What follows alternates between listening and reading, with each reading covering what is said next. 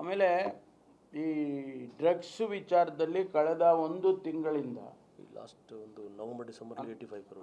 November ಡಿಸೆಂಬರಿಂದನೂ ಕೂಡ ನಮಗೆ new year Christmas ಇದು ಬರ್ತಾ ಇದೆ. ಭಾಳಷ್ಟು ಜನ ಹೊರಗಡೆಯಿಂದ ತೊಗೊಂಬಂದು ಸ್ಟಾಕ್ ಇಟ್ಕೊಳ್ತಾರೆ. ಇದು ಸಾಧ್ಯತೆ ಇದೆ ಅಂತ ಹೇಳಿ ನವೆಂಬರ್ ಡಿಸೆಂಬರಿಂದನೇ ಪ್ರಾರಂಭ ಮಾಡೋದು. ಸುಮಾರು 165 ಕೋಟಿ ರೂಪಾಯಿ ಡ್ರಗ್ಸನ್ನು ಇಲ್ಲಿವರೆಗೂ ಹಿಡಿದಾಕಿದ್ದೀವಿ. ಆದರೆ ನಿನ್ನೆ ದಿವಸ ಒಂದು ಕೇಸು, ಅವರು ಮಹಾರಾಷ್ಟ್ರದವರು ಪೊಲೀಸ್ನವರು ಅವರಿಗೆ ಯಾರನ್ನೋ ಬಾಂಬೆನಲ್ಲಿ ಹಿಡಿದಾಗ ಅವನು ಯಾರು ನನಗೆ ಮಾಹಿತಿಯನ್ನು ಅವನಿಗೆ ಅವ್ರಿಗೆ ಕೊಟ್ಟಿದ್ದಾರೆ. ಆ ಮಾಹಿತಿ ಆಧರಿಸ್ಕೊಂಡು ಇಲ್ಲಿ ಅವರು ಬಂದಿದ್ದು. ನಮ್ಮ ಪೊಲೀಸ್ನವರು ಅವರ ಜೊತೆಯಲ್ಲೇ ನಮ್ಮವರು ಕೂಡ ಆ ಮಾಹಿತಿ ಶೇರ್ ಮಾಡಿಕೊಂಡು ನಮ್ಮ DCP ಕೂಡ ಹೋಗಿದ್ದಾರೆ. ನಾಟ್ ದಟ್ ಏನು ನಮ್ಮವ್ರಿಗೆ ಗೊತ್ತಿಲ್ಲ ಅವರೇ ಮಾಡಿದರು ಅಂತೇಳಿ ಇವತ್ತು ಮಾಧ್ಯಮದಲ್ಲೆಲ್ಲ ಬಿಂಬಿಸಿದ್ದಾರೆ, ಅದು ಸರಿ ಇಲ್ಲ.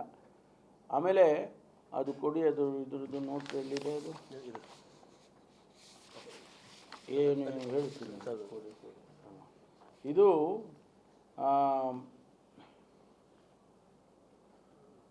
30 lakhs per kg. 1.5 ಮೆಫೆಡ್ರಿನ್ ಅಂತ ಕೆಮಿಕಲ್ಲು, ಮೆಫೆಡ್ರಿನ್ ಅಂತ. ಅವರು ಇನ್ನೂ ಅದನ್ನು ಮಾಡಿಲ್ಲ, ಡ್ರಗ್ಸ್ ಮಾಡಿಲ್ಲ ಇನ್ನೂ. ಅವರು ಎಲ್ಲ ಬೇರೆ ಬೇರೆ ಅದಕ್ಕೆ ಬೇಕಾದಂಥ ಕೆಮಿಕಲ್ಸ್ನೆಲ್ಲ ತೊಗೊಂಡು ಬಂದು ಅಲ್ಲಿ ಇಟ್ಕೊಂಡಿದ್ದಾರೆ. ಅಷ್ಟರಲ್ಲಿ ಮಾಹಿತಿ ಅವರಿಗೆ, ಅವ್ರು ಯಾರನ್ನೋ ಹಿಡ್ಕೊಂಡಿದ್ದಾರೆ, ಮಾಹಿತಿ ಸಿಕ್ಕಿದೆ, ಇಲ್ಲಿ ಬಂದಿದ್ದಾರೆ. ನಮ್ಮವರು ಹೋಗಿ ಅವರು ಎಲ್ಲ ನಮ್ಮ DCP ಅವರು ಹೋಗಿದ್ದವರು, NCB ಅವರು ಕೂಡ ಹೋಗಿದ್ದಾರೆ. NCBನವರು ಕೂಡ, ನಾರ್ಕೋಟಿಕ್ಸ್ ಕಂಟ್ರೋಲ್ ಬ್ಯೂರೋನವರು ಕೂಡ ಭಾಗವಹಿಸಿದ್ದಾರೆ.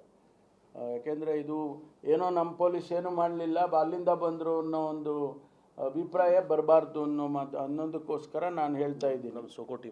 ನಮ್ಮ ಸೋಕೋ ಟೀಮ್ ಕೂಡ ಭಾಗವಹಿಸಿದ್ದಾರೆ.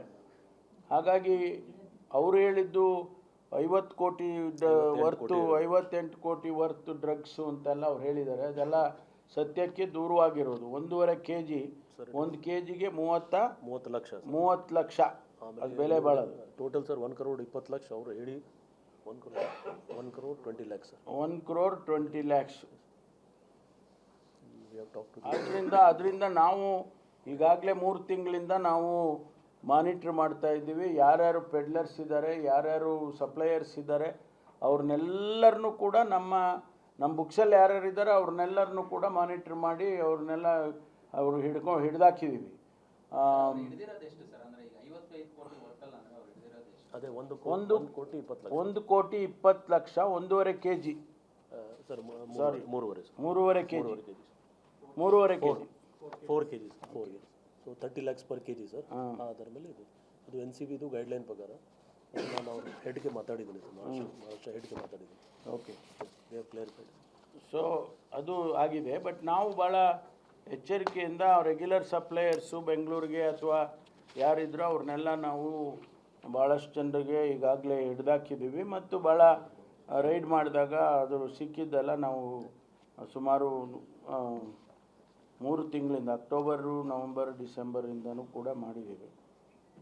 ನಮಗೂ ಕೂಡ ಮಾಹಿತಿ ಏನಂದರೆ ಹೊಸ ವರ್ಷಕ್ಕೆ ತಂದು ಸ್ಟಾಕ್ ಮಾಡ್ಕೊಳ್ತಾರೆ ಅಂತ. ಈ ಬಟ್ಟೆ ಬರೆ ಎಲ್ಲ ಸ್ಟಾಕ್ ಮಾಡ್ತಾರಲ್ಲ ಹಬ್ಬಕ್ಕೆ, ವ್ಯಾಪಾರ ಆಗುತ್ತೆ ಅಂತ, ಹಾಗೆ ಇದು ಒಂಥರ ರೀತಿಯಲ್ಲಿ ಅವರು ತೊಗೊಂಬಂದು ಸ್ಟಾಕ್ ಮಾಡೋದು ಸ್ವಾಭಾವಿಕ, ವ್ಯಾಪಾರ ಆಗುತ್ತೆ ಆ ಟೈಮ್ನಲ್ಲಿ ಅಂತ. ಅದನ್ನು ಗೊತ್ತಿದ್ದು ನಾವು ಅದಕ್ಕೆ ಕ್ರಮ ವಹಿಸಿದ್ದೇವೆ. ಆಮೇಲೆ ನಮ್ಮ ಈ ಪ್ರಿಸನ್ಸಲ್ಲಿ ಅಲ್ಲೆಲ್ಲ ನಮ್ಮಲ್ಲಿ ಭಾಳ ಜನ ಆ್ಯಂಟಿ ಸೋಷಿಯಲ್ ಎಲಿಮೆಂಟ್ಸ್ ಇದ್ದಾರೆ. ಅವ್ರಗಳ ಆ್ಯಕ್ಟಿವಿಟೀಸ್ ಏನು, ಅವರೇನಾದರೂ ಈ ನ್ಯೂ ಇಯರ್ ಟೈಮ್ನಲ್ಲಿ ಏನಾದರೂ ಪ್ಲ್ಯಾನ್ ಮಾಡಿದ್ದಾರೆ, ಏನಾದರೂ ಒಂದು ಅದೇನೋ ಹೇಳ್ತಾರಲ್ಲ ಸ್ಕೆಚ್ ಹಾಕೋದು, ಆ ರೀತಿ ಏನಾದರೂ ಅವ್ರ ಪ್ಲ್ಯಾನ್ಗಳಿದ್ದಾವೆ ಅಂತೇಳಿ ಅದನ್ನು ಕೂಡ ನಾವು ಭಾಳ ಸೀರಿಯಸ್ ಆಗಿ ಮಾನಿಟ್ರ್ ಮಾಡ್ತಾಯಿದ್ದೀವಿ. ಇಷ್ಟು ವಿಚಾರಗಳನ್ನು ಹಂಚ್ಕೊಳ್ಳೋದ್ರ ಜೊತೆಗೆ ನಾನು ಭಾಳ ಕಠಿಣವಾದಂಥ ಸೂಚನೆಗಳನ್ನು ಕೊಟ್ಟಿದ್ದೇನೆ. ಯಾವ ಕಾರಣಕ್ಕೂ ಬೆಂಗಳೂರಿನಲ್ಲಿ ಅಹಿತಕರವಾದ ಘಟನೆ ಯಾವುದು ನಡೀಬಾರ್ದು. ಆ್ಯಂಡ್ ನಾವು ಅವರಿಗೆ ಒಂದು ಸ್ಲೋಗನ್ ಮಾಡಿದ್ದಾರೆ, ಅವರು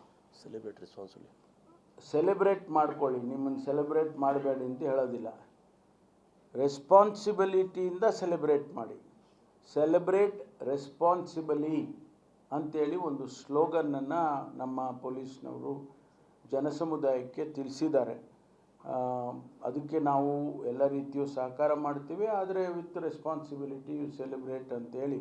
ಏಕೆಂದರೆ ಇತ್ತೀಚೆಗೆ ಯುವ ಸಮುದಾಯ ಏನಿದೆ ಅವರಿಗೆ ಇದೆಲ್ಲ ಒಂದು ರೀತಿಯಲ್ಲಿ ಅವಶ್ಯಕತೆ ಇದೆ ಅಂತ ಅಂದ್ಕೊಳ್ತೇನೆ. ಹಾಗಾಗಿ ನೀವು ಸೆಲೆಬ್ರೇಟ್ ಮಾಡಿ, ಬಟ್ ರೆಸ್ಪಾನ್ಸಿಬಿಲಿಟಿಯಿಂದ ಸೆಲೆಬ್ರೇಟ್ ಮಾಡಿ ಅಂತ ಹೇಳಿ ಅವರಿಗೆ ಕಿವಿ ಮಾತನ್ನು ಹೇಳ್ತಾ ಇದ್ದೇವೆ.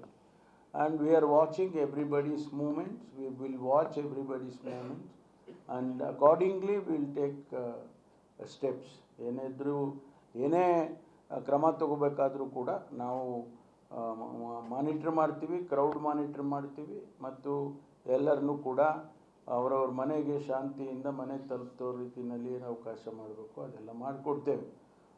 ಒಟ್ಟಾರೆ ಈ ವರ್ಷದ 2026 ಹೊಸ ವರ್ಷ ವಿಜೃಂಭಣೆಯಿಂದನೇ ಆಚರಣೆ ಆಗಲಿ, ಆದರೆ ಯಾವುದೇ ಅಹಿತಕರ ಘಟನೆ ಇಲ್ಲದೆ ಆಗಲಿ ಅನ್ನೋದೇ ನಮ್ಮೆಲ್ಲರ ಆಸೆ. ಅದಕ್ಕಾಗಿ ಏನು ಸಹಕಾರ ಬೇಕೋ ನಮ್ಮ ಕಮಿಷನರವರು, DG ಅವರು ಮತ್ತು ಸರ್ಕಾರ ನಾವೆಲ್ಲವನ್ನು ಕೂಡ ಮಾಡ್ತೇವೆ ಅಂತೇಳಿ ಈ ಸಂದರ್ಭದಲ್ಲಿ ಹೇಳೋದ್ರ ಜೊತೆಗೆ ಜನ ಸಮುದಾಯಕ್ಕೆ ನಾನು ಮನವಿ ಮಾಡಿಕೊಳ್ಳೋದು, ನಿಮ್ಮ ಮನೆಗಳಲ್ಲಿ ಏನು ಯುವಕರಿದ್ದಾರೆ, ಅದು